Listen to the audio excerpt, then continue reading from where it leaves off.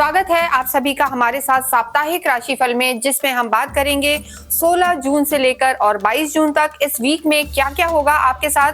देखिए, जब भी हम साप्ताहिक राशिफल की बात करते हैं तो हम मून के आधार पर करते हैं और पूरे ही हफ्ते अगर हम चंद्रमा की स्थिति देखें तो चंद्रमा मकर में रहेंगे, कुंभ में रहेंगे और मीन में भी रहेंगे और आखिरी दिन ये मेष में भी प्रवेश करेंगे।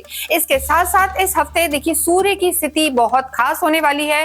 सूर्य बुध के साथ तो है ही, लेकिन इस बार एक विशेष योग बन रहा है जिसे हम गुरु आदित्य योग कहते हैं, जो बहुत ही लाभकारी रहेगा, प्रतिष्ठा बढ़ाने वाला होगा सभी की। और ये साल में लगभग 1 या 2 बार ही होता है। तो बुध आदित्य योग के साथ गुरु आदित्य योग है और साथ ही साथ वीक के एंड में बुध भी चेंज होंगे। तो आप सभी पर इन चीजों का क्या प्रभाव पड़ेगा ये हम देखेंगे।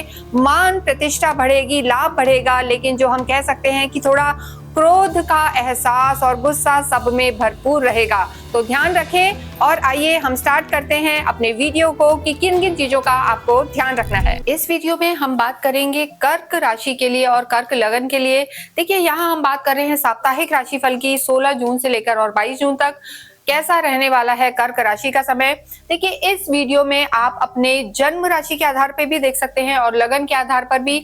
अगर आपको दोनों ही नहीं पता है तो आप अपनी कुंडली खोलें, उसमें चंद्रमा की स्थिति देखें और मून जहां प्लेस्ड हो वहां नंबर 4 लिखा है। तो ये वीडियो जो है आप ही के लिए है। इसे आप अपने नाम से भी रिलेट करके देख सकते हैं। देखिए, ये जो पूरा हफ्ता रहने वाला है, खास हफ्ता है जो बहुत ही लंबे समय बाद आया है, यानी जो गुरु आदित्य योग इस हफ्ते में बना हुआ है। आपने बुध आदित्य योग तो सुना होगा, लेकिन इस समय गुरु और सूर्य की स्थिति एक साथ है, यानी गुरु और आदित्य योग, यानी गुरु आदित्य सूर्य और गुरु का योग बना हुआ है। तो ऐसी स्थिति में इस योग को बहुत अच्छा माना जाता है। और कर्क के लिए इसका क्या प्रभाव पड़ेगा, साप्ताहिक राशिफल में हम हमेशा चंद्रमा के आधार पर भी देखते हैं। देखिए, चंद्रमा की अगर हम बात करें इस हफ्ते वो मकर, कुंभ और मीन में गोचर करेंगे। इसके साथ साथ जो लास्ट डे होगा यानी 22 को जो चंद्रमा की स्थिति है वो मेष में प्रवेश कर जाएंगे। तो पूरा हफ्ता और ग्रहों की स्थिति सेम रहने वाली है। बुध भी 22 लेट इवनिंग को जो है आप ही की राशि में आएंगे। लेकिन अगर देखा जाए तो इस हफ्ते में बुध का जो प्रभाव है आपके 12वें घर में ही माना जाएगा। बुध अपनी खुद की राशि में है, गुरु मौजूद हैं 12वें घर में और सूर्य भी मौजूद हैं।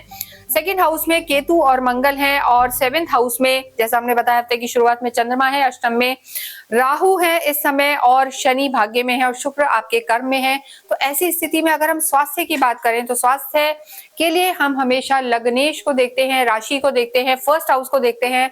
यहाँ के आपके जो लॉर्ड है चंद्रमा, वो हफ्ते की शुरुआत में उनकी स्थिति काफी अच्छी बनी हुई है, सप्तम में है, केंद्र में है। लेकिन जैसे ही ये हफ्ता आगे बढ़ेगा यानी 16, 17 और 18 तारीख से चंद्रमा की जो स्थिति है, चंद्रमा आपके अष्टम में आ जाएंगे। तो 18, 19 तारीख को आपको अपने स्वास्थ्य का बहुत ध्यान रखना है, यानी थोड़ा मानसिक तनाव रह सकता है। राहु के साथ चंद्रमा होंगे, ग्रहण योग टाइप हो जाएगा। तो ऐसी स्थिति में जो तारीख है यानी 18, 19, उसमें चंद्रमा अष्टम में त्रिक भाव में रहेंगे। तो थोड़ा सा ध्यान रखें स्वास्थ्य का। इसके साथ साथ भी देखिए, पेट दर्द की समस्या रह सकती है। बुध जो आपके 12वें घर में है, फैट थोड़ा सा बढ़ सकता है। खाने पीने में जो हम कहेंगे इंडाइजेशन की प्रॉब्लम आ सकती है, वेदर भी ऐसा है। तो खाने पीने का ध्यान रखें। और स्वास्थ्य के हिसाब से हम कर्क राशि, कर्क लगन के लिए कहेंगे आपको थोड़ा ज्यादा ध्यान रखने की जरूरत है। उसका बहुत बड़ा रीजन है, 3 ग्रह आपके जो है 12वें घर में है, अष्टम में आपके राहु हैं, चंद्रमा भी 2 दिन आपके जो है अष्टम में रहेंगे। तो ऐसी स्थिति में खाने पीने का ध्यान रखें, कहीं चोट वोट ना लग जाए, इस चीज का ध्यान रखें। और मानसिक तनाव आपको मिडिल ऑफ द वीक में रह सकता है। तो ऐसी स्थिति में जब भी स्वास्थ्य की दिक्कत आए या स्वास्थ्य में परेशानी आए तो आपको जरूर से, जैसे हम लोग बताते हैं कि आपको इस समय अवश्य ही एक मुखी रुद्राक्ष धारण करना अत्यंत लाभकारी रहेगा कर्क राशि के लिए। क्योंकि देखिए, यहाँ पर सूर्य यानी गुरु और आदित्य का योग तो बन रहा है, लेकिन सूर्य 12वें घर में है और सूर्य जब भी 12वें घर में होते हैं तो मिला जुला रिजल्ट देते हैं, थोड़ा कॉन्फिडेंस में कमी ले आते हैं। और आपके भाग्येश भी जो है गुरु भी इस समय उनकी स्थिति भी थोड़ी सी हम कहेंगे नेगेटिव प्लेस पे है, बहुत अच्छी नहीं है। तो ऐसी स्थिति में आपको कहीं ना कहीं जो है एक मुखी रुद्राक्ष पहनना आपके लिए काफी लाभकारी होगा। कॉन्फिडेंस बढ़ाएगा, हेल्थ को प्रोटेक्ट करेगा क्योंकि आत्मविश्वास बढ़ेगा। और जो कहा जाता है कि ऐसे में ऑरा को काफी स्ट्रॉन्ग रखता है, मजबूत रखता है, सेफ्टी कवच की तरह कार्य करता है। तो जरूर से जो कर्क राशि वाले हैं, कर्क लगन वाले हैं, एक मुखी रुद्राक्ष धारण करें, उनके लिए काफी शुभ होगा। यहाँ नीचे नंबर्स दिए हुए हैं, तो इसे आप चाहें तो हमारी साइट से भी ले सकते हैं और आपको इस साइट से लेना यहाँ पर बहुत लाभकारी रहेगा, क्योंकि यहाँ पर जो रुद्राक्ष या कोई क्रिस्टल्स आप लेंगे वो पूरी तरीके से ऑथेंटिक रहेंगे और इन्हें आप लेके सीधे धारण कर सकते हैं, क्योंकि अभिमंत्रित करके हम देते हैं। आप धारण कर सकते हैं या आप उन्हें घर में विराजमान कर सकते हैं। तो एक मुखी रुद्राक्ष, वैसे भी देखिए जो आपकी राशि है उनके जो लॉर्ड हैं चंद्रमा है, और चंद्रमा के लिए हमेशा शिव आराधना या शिव का आशीर्वाद बहुत ज्यादा इंपॉर्टेंट है। तो रुद्राक्ष पहनना कर्क राशि वालों के लिए बहुत लाभकारी सिद्ध होगा। नेक्स्ट यहाँ पर हम बात करेंगे आपकी लव लाइफ के बारे में। देखिए लव लाइफ की जब भी बात करते हैं, बहुत लंबे समय से कर्क राशि परेशान थी। इस हफ्ते की अगर हम बात करें तो मंगल परिवर्तित हो चुके हैं। लव लाइफ के आपके लॉर्ड मंगल है, मंगल इस समय कुटुंब में है, तो स्थितियां ठीक है, पर यहाँ भी हम कहेंगे क्रोध का थोड़ा सा ध्यान रखें। मंगल केतु के साथ अंगारक योग है, जिसके लिए अलग वीडियो हम बना चुके हैं, लेकिन आपको यहाँ क्रोध का ध्यान रखना है। आप स्वयं चंद्रमा है, आपके जो पार्टनर है वो मंगल है, तो ऐसे में जो मिडिल ऑफ द वीक जो हमने बताया 18-19 को चंद्रमा की स्थिति कमजोर रहेगी, तो ऐसे में थोड़ा सा ग्रहण योग टाइप राहु चंद्रमा का बनेगा, तो वहां पर आपको तालमेल बिठा के चलना है, आर्ग्यूमेंट्स में नहीं जाना है, और 2 दिन हम तो कहेंगे ज्यादा बात ही नहीं करनी है, जिससे लड़ाइयों के चांसेस ही नहीं रहे। नेक्स्ट हम बात करेंगे सप्तम हाउस की, यानी आपके वैवाहिक जीवन की।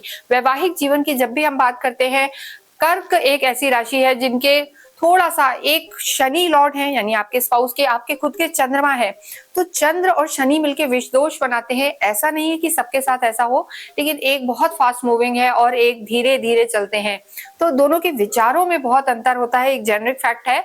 लेकिन यहाँ इस हफ्ते की बात देखी जाए तो आपकी स्थितियां बेहतर है, पारिवारिक जिंदगी यहाँ पर अच्छी नजर आ रही है, क्योंकि जो आपके स्पाउस के प्लेनेट है शनि आपके भाग्य में बैठे हैं। और देखिए शनि का यहाँ होना थोड़ा सा उन्हें बिजी रख सकता है, और उनके स्वास्थ्य का आपको थोड़ा सा ध्यान रखना है, वही 18-19 तारीख चंद्रमा के कारण। अन्यथा यहाँ पर चीजें वैवाहिक जीवन को लेकर अच्छी नजर आ रही है, कोई बहुत मेजर परेशानी यहाँ पर नजर नहीं आ रही है, तालमेल भी बैठेगा, और जिन लोगों का विवाह नहीं हुआ है उनके भी हम कहेंगे धीरे धीरे जो है बातें आगे बढ़ेंगी।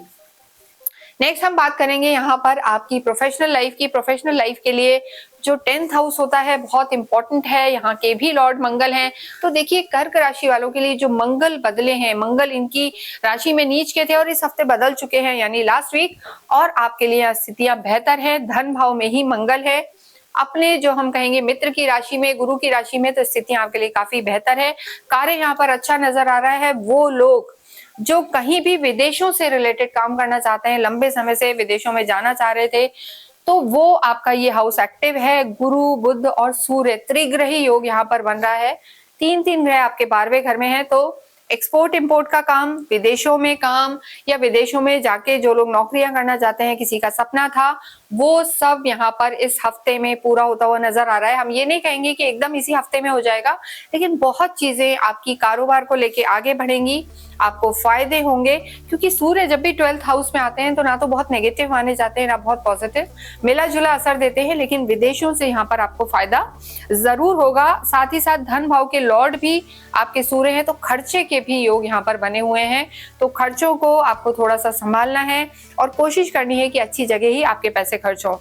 इसके अतिरिक्त शुक्र की स्थिति भी बेहतर, तो लग्जरी जरूर आपकी इस हफ्ते बढ़ेगी, और यहाँ पर योग आपके मटीरियलिस्टिक गेन्स के हैं, यानी आपको पैसों से रिलेटेड पैसा आएगा भी और जाएगा भी, लेकिन एक रोटेशन पैसे का यहाँ पर अच्छा नजर आ रहा है। विद्यार्थियों के लिए समय अच्छा है, मंगल ही यहाँ के स्वामी हैं, तो काफी तेज बुद्धि और जोश उनके अंदर भरा रहेगा, तो चीजें ठीक हैं, लेकिन क्रोध को कंट्रोल करना है। इसके साथ अगर हम बात करें आपके भाग्य की और अध्यात्म की, तो देखिए गुरु का 12वें घर में होना मोक्ष का ही घर होता है ये कहीं ना कहीं, तो आपका धर्म और ज्ञान के प्रति रुचि बढ़ेगी। केतु की स्थिति भी ऐसी है, तो आपका जो मन है पूजा पाठ में लगेगा, ये चीजें यहाँ पर हैं। धार्मिक यात्राएं भी होंगी, लेकिन बहुत ज्यादा हम ये नहीं कहेंगे, क्योंकि जो नवम भाव के आपके यहाँ के लॉर्ड हैं, देखिए वो भी गुरु है, तो भाग्येश जो इस समय आपके गुरु हैं और धर्म त्रिकोण के भी एक जगह के आपके लॉर्ड है, तो ऐसी स्थिति में गुरु का आपके 12वें घर में जाना थोड़े से भाग्य में कमी लाता है, पर बहुत ज्यादा दिक्कत नहीं है। उसका रीजन है कि विपरीत राजयोग यहाँ पर बन रहा है। छठे भाव के स्वामी, जब भी देखिए छठे 8वें 12वें त्रिक भाव के स्वामी उन्हीं तीनों में से किसी में बैठते हैं तो कहीं ना कहीं वो विपरीत राजयोग बनाता है। तो गुरु वैसे भी नैसर्गिक सुख देने वाले प्लैनेट हैं, आपके राशि स्वामी के मित्र हैं, तो बहुत ज्यादा स्थितियां हम कहेंगे खराब नहीं होंगी। भाग्य धीरे धीरे आपका साथ देता जाएगा, लेकिन खर्चों पर यहाँ पर कर्क राशि वालों को अगर हम रिकैप की बात करें तो बहुत ज्यादा ध्यान देना है। इस हफ्ते खर्चे बढ़ सकते हैं, सूर्य की स्थिति ऐसी है। साथ ही साथ विदेशों से रिलेटेड कोई खुशखबरी मिल सकती है और विद्यार्थियों को ज्यादा ध्यान देने की जरूरत है। इसके अतिरिक्त पूरे ही समय आपको शिव पार्वती की आराधना करनी चाहिए।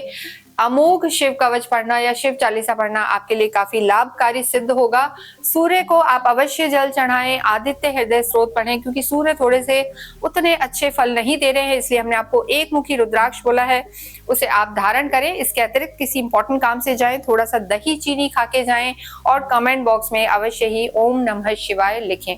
Thank you.